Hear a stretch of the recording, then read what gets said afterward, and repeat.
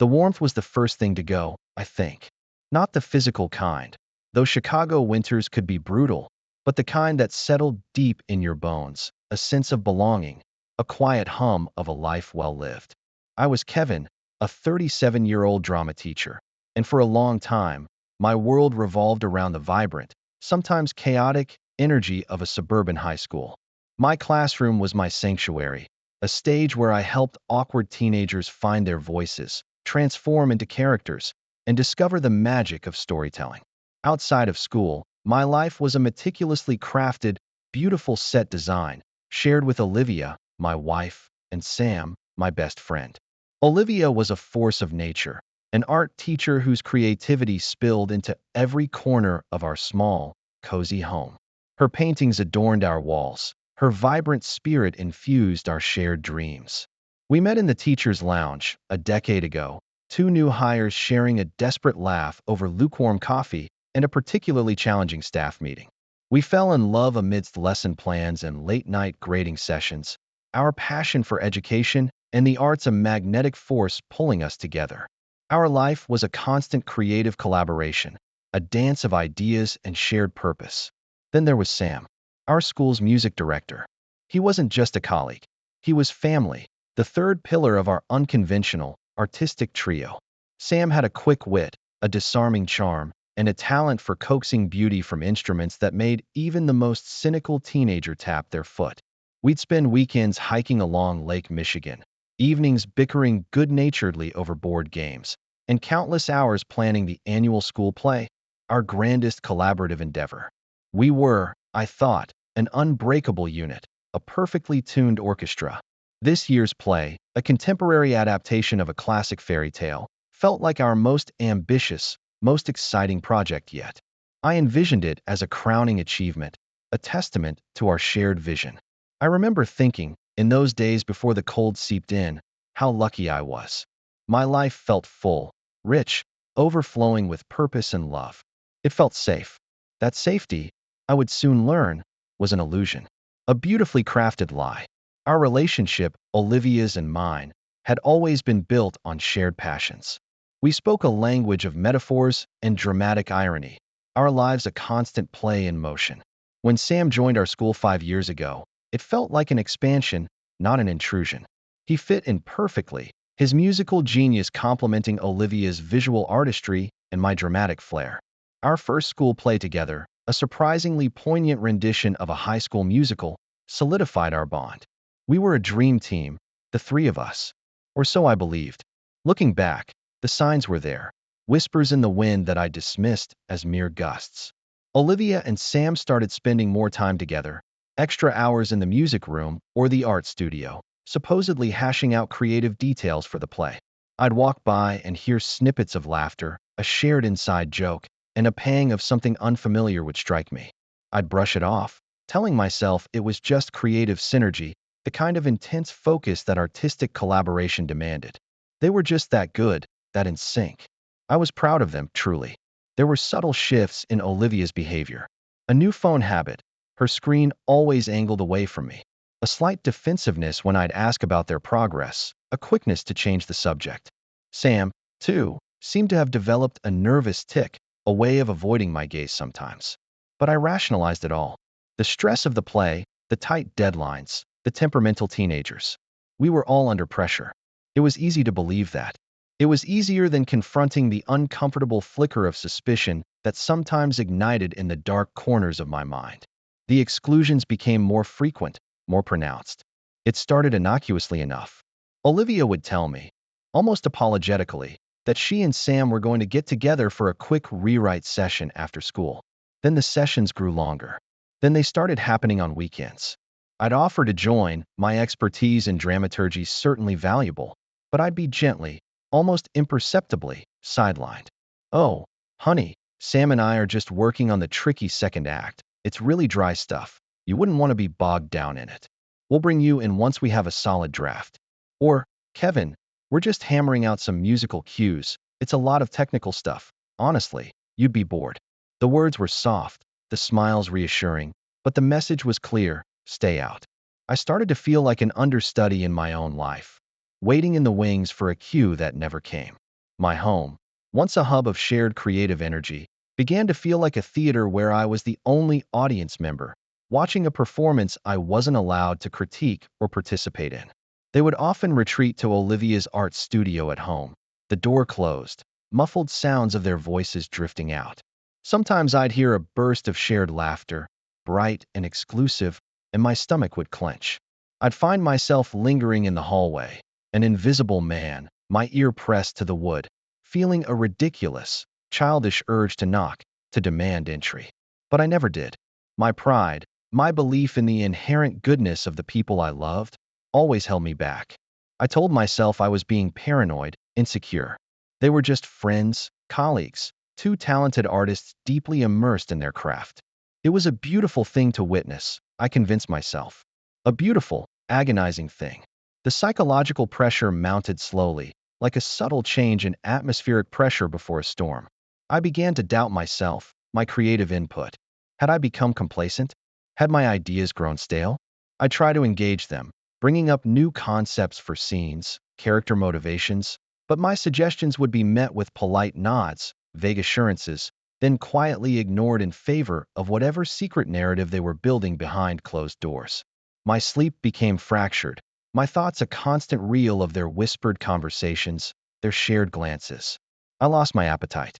The familiar comfort of my classroom started to feel suffocating, the expectant faces of my students a mirror reflecting my own growing unease. I felt a gnawing emptiness, a sense of being slowly, deliberately erased.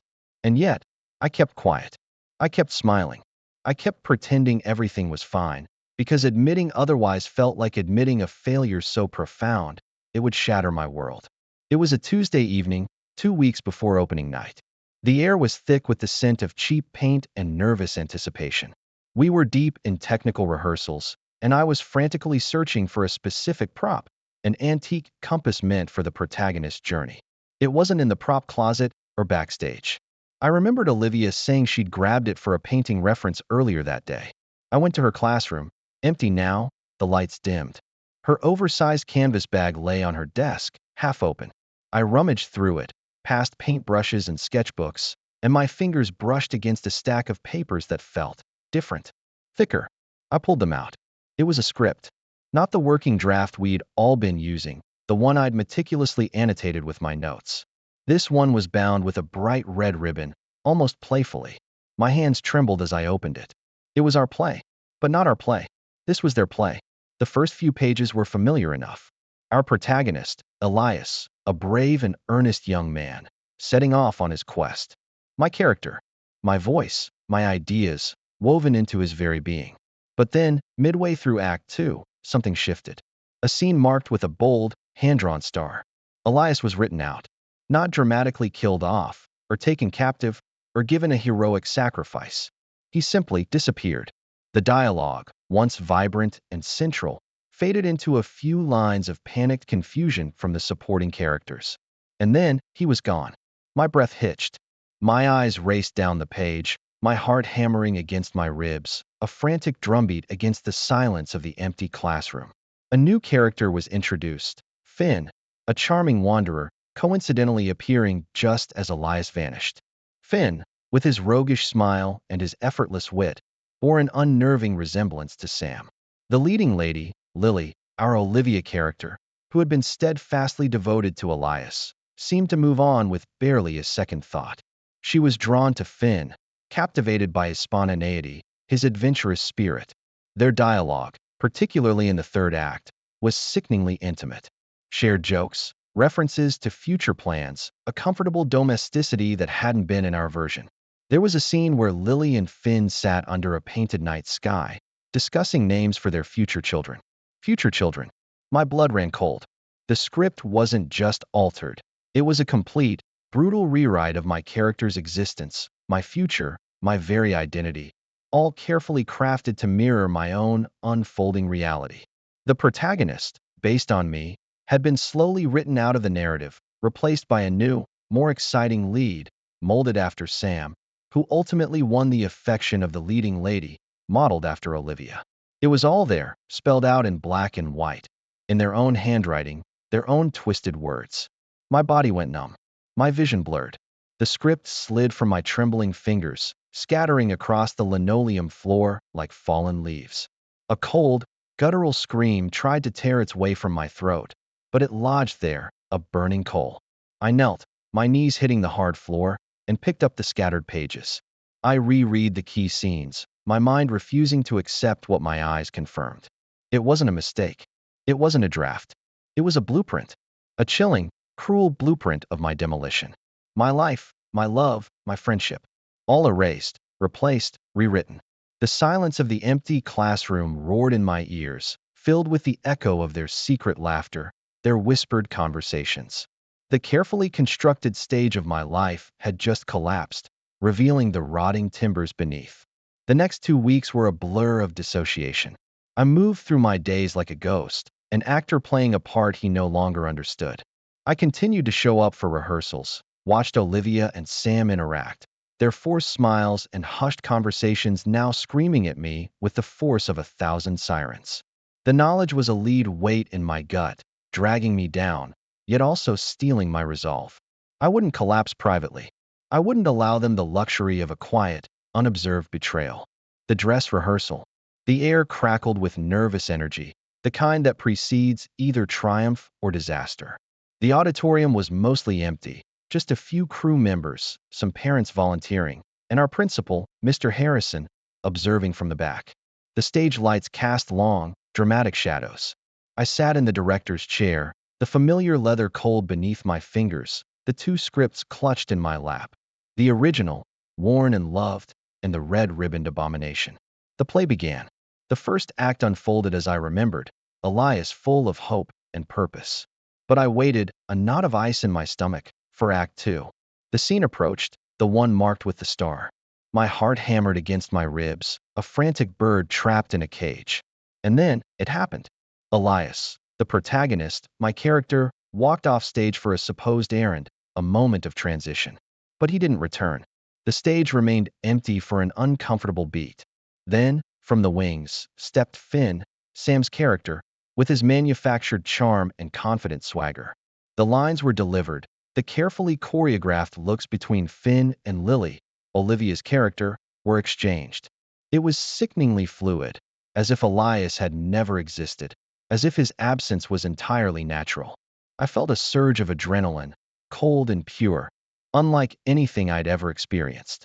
My hands, surprisingly steady, picked up the 2 scripts. I rose from my seat, a strange sense of calm settling over me amidst the storm raging within. My legs carried me forward, onto the stage, past the students frozen in their positions, past the bewildered stage crew. The spotlight found me, an accidental star. I walked directly to the center, where Lily and Finn stood, their faces now contorted in confusion, then dawning horror. I held up the original script first, letting the audience, the handful of people present, see its familiar cover. Then, with deliberate slowness, I held up the red-ribboned version. My voice, when it came, was hoarse, raw, yet it cut through the silence with an almost physical force. Stop! The word echoed. The student actors froze, their expressions a mixture of shock and fear. Olivia's eyes, wide and terrified, met mine. Sam, standing next to her, looked like he'd seen a ghost. His face drained of all color, his usual bravado utterly gone. My gaze moved from Olivia to Sam, then back to Olivia. My voice, though still rough, gained strength, each word a shard of glass. You didn't just rewrite the play, I said, my eyes fixed on Olivia, a lifetime of shared dreams crumbling into dust between us. You rewrote my life. The silence that followed was deafening, suffocating. Olivia gasped, a broken sound, her hand flying to her mouth. Sam took a step back, as if physically recoiling from my words. The students, sensing the monumental gravity of the moment, looked between us, their young faces registering disbelief, then dawning understanding. They had seen us as a team, a family. Now they were witnessing the ugly truth, laid bare on their very own stage. The raw emotion in my voice, the trembling of my hands as I held up the evidence of their betrayal, the symbolic act of exposing them in the very place we had built our dreams, it hung heavy in the air, a palpable force. Mr. Harrison, from the back of the auditorium, stood up slowly, his face a mask of shock. The crew members stared, jaws slack. It was over. The play, our life, everything. Done. I stood there for another moment, letting the full weight of their deception settle upon them, upon everyone. Then, I turned and walked off the stage, leaving behind the shattered pieces of my world and the horrified, shamed faces of those who had so cruelly broken it. I don't remember walking out of the school. I don't remember the drive home. It's all a blur of cold air, asphalt, and a profound, echoing silence. When I finally found myself in our living room, the beautiful space Olivia had decorated with such care, it felt alien, hostile. The carefully arranged cushions, the vibrant artwork on the walls, every object seemed to mock me, a testament to a life that was nothing but a meticulously staged illusion. The dam broke. The scream that had been lodged in my throat for 2 weeks finally tore free, a primal sound of grief and rage. I sunk to the floor, surrounded by the ghosts of our shared past, and wept. Not the quiet, dignified tears of a heartbroken man, but ugly, guttural sobs that racked my entire body, until I was hyperventilating, choking on my own despair. Hours passed, or perhaps minutes. Time ceased to exist. I was just a raw nerve, exposed and flailing in a void of pain. Eventually, the tears subsided, replaced by a hollow ache, a profound numbness. And with that numbness came a chilling clarity. The small gestures, the hurried whispers, the defensive answers, the closed doors, it all clicked into place, pieces of a puzzle I had stubbornly refused to solve. Gaslighting, emotional abuse, betrayal, pure and simple. I had been so blind, so trusting, so utterly devoted. My love had not been a shield, but an open wound.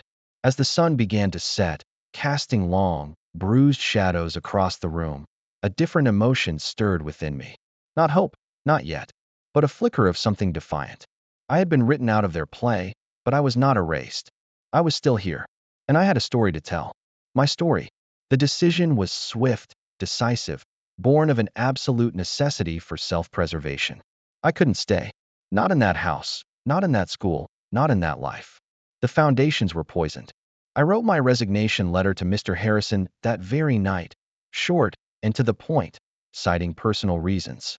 It felt like tearing off a limb, leaving behind a career I had poured my heart into, students I adored. But there was no other choice. Packing was a clinical process, devoid of emotion. I emptied closets, packed boxes, all while Olivia's car remained conspicuously absent from the driveway. She never came home that night. I didn't care. The only thing that mattered was extricating myself, piece by painful piece, from the wreckage.